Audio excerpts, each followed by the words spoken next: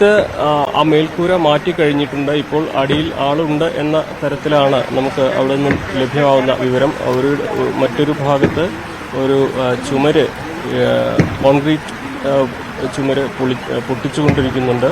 ഇതിനടിയിൽ ആളുകളുണ്ട് എന്ന കൃത്യമായ വിവരത്തിൻ്റെ അടിസ്ഥാനത്തിൽ തന്നെയാണ് രക്ഷാപ്രവർത്തകർ ഈ ഒരു മേഖല കേന്ദ്രീകരിച്ച് പ്രവർത്തിക്കുന്നത്. ഒപ്പം തന്നെ അല്പസമയം മുമ്പ് ഒരു മൃതദേഹവുമായിട്ട് ഇതിന് പിന്നിലൂടെ രക്ഷാപ്രവർത്തകർ നടന്നു നീങ്ങിയിട്ടുണ്ട്. ഇതിന് മുകളിലുള്ള ഭാഗത്തു നിന്നും മൃതദേഹങ്ങൾ 3 മൃതദേഹങ്ങൾ കണ്ടെത്തിയെന്നാണ് നമുക്കറിയാൻ കഴിയുന്നത്. അപ്പോൾ അവിടെ നിന്നും മൃതദേഹങ്ങൾ കൊണ്ടുവരുന്ന നടപടിയും നടക്കുന്നുണ്ട്. അത്തരത്തിൽ ഓരോ മേഖലയിലും കുടുങ്ങിക്കിടക്കുന്ന വീടുകൾ കേന്ദ്രീകരിച്ച് അവിടെ ആളുകൾ ഉണ്ട് എന്ന് ഈ രക്ഷാപ്രവർത്തകർക്ക് സംശയമുള്ള മേഖലകൾ കേന്ദ്രീകരിച്ചാണിപ്പോൾ ഈ ഒരു പ്രവർത്തനങ്ങൾ നടക്കുന്നത്. ഇവിടെ വലിയ പ്രതിസന്ധി നേരിടുന്നത് കുടിവെള്ളത്തിനാണ്. കുടിവെള്ളത്തിൻ്റെ കുറവുണ്ട്. ഇവിടെ ഈ എത്തിയവർക്ക് ഒരു ഭക്ഷണമോ വെള്ളമോ ഇവിടെ ലഭ്യമായിട്ടില്ല. അതൊരു ഈ രക്ഷാപ്രവർത്തനത്തിൻ്റെ ഭാഗമായിട്ട് തന്നെ എത്തിച്ചു കൊടുക്കേണ്ടതായിട്ടുണ്ട്. കാരണം അത്രയേറെ രക്ഷാപ്രവർത്തകരാണ് രാവിലെ മുതൽ ഇവിടെ ഉള്ളത്. അപ്പോൾ അവർക്ക് ഈ ഒരു പ്രവർത്തനത്തിനിടെ മറ്റെവിടെയും പോകാൻ കഴിയില്ല. അപ്പോൾ കുടിവെള്ളവും ഭക്ഷണവും ഇവിടേക്ക് എത്തിച്ചു കൊടുക്കാൻ കൂടി ഈ വാർത്ത കാണുന്ന അധികൃതർ ശ്രദ്ധിക്കണമെന്ന് കൂടി നമ്മൾ അഭ്യർത്ഥിക്കുകയാണ്. ഇവിടെ ശ്രമകരമായ ദൗത്യമാണ് ഇപ്പോൾ പുരോഗമിക്കുന്നത്. മരം മുറിച്ചു മാറ്റിയും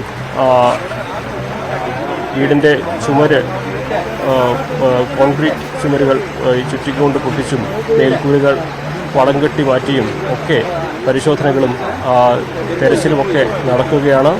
അകത്ത് ആളുകളുണ്ട് എന്ന കണക്കുകൂട്ടലിൽ തന്നെയാണ് ആ ഒരു നടപടികൾ ഇപ്പോൾ അവിടെ പുരോഗമിക്കുന്നത്. എന്താണെങ്കിലും ഇതുമായി ബന്ധപ്പെട്ട ഇവരുടെ ഈ ഒരു കുടുംബാംഗങ്ങൾ ഇവിടെ ഉണ്ടാകാനുള്ള സാധ്യതയുണ്ട്. നമ്മൾ അതിനും അവരെയും കാണാൻ പരിശ്രമിക്കുന്നുണ്ട്. ഒരു മുണ്ടക്കൈ മേഖലയിലേക്ക് കൂടുതൽ രക്ഷാപ്രവർത്തകർ എത്തുന്നു എന്നുള്ളത് തന്നെ ഈ ഒരു മേഖലയിലെ തെരച്ചിലിനും മറ്റ് പ്രവർത്തനങ്ങൾക്കും വേഗം നൽകുന്നുണ്ട്. പക്ഷേ ഇവിടേക്ക് യന്ത്രങ്ങൾ കൂടുതലായിട്ട് എത്തിയാൽ മാത്രമേ അത്തരത്തിൽ ഒരു സാഹചര്യം ഉണ്ടാവുകയുള്ളൂ. നമുക്ക് എന്താണെങ്കിലും ആ ബന്ധുക്കളുടെ ഒരു പ്രതികരണം കൂടി ലഭ്യമാകുമോ എന്ന് നോക്കാം. നമ്മൾ അവിടേക്ക് നീങ്ങാൻ ശ്രമിക്കുകയാണ്. രഞ്ജിത്ത്, ബന്ധുക്കളുടെ പ്രതികരണം തേടുന്നുണ്ട് അനുമോദ്. ആ കെട്ടിടത്തിനുള്ളിൽ ആരെങ്കിലും കുടുങ്ങിക്കിടക്കുന്നുണ്ടോ എന്നുള്ള പരിശോധിക്കുകയാണ് ഇപ്പോൾ NDRF സംഘം എന്നാണ് മനസ്സിലാകുന്നത്.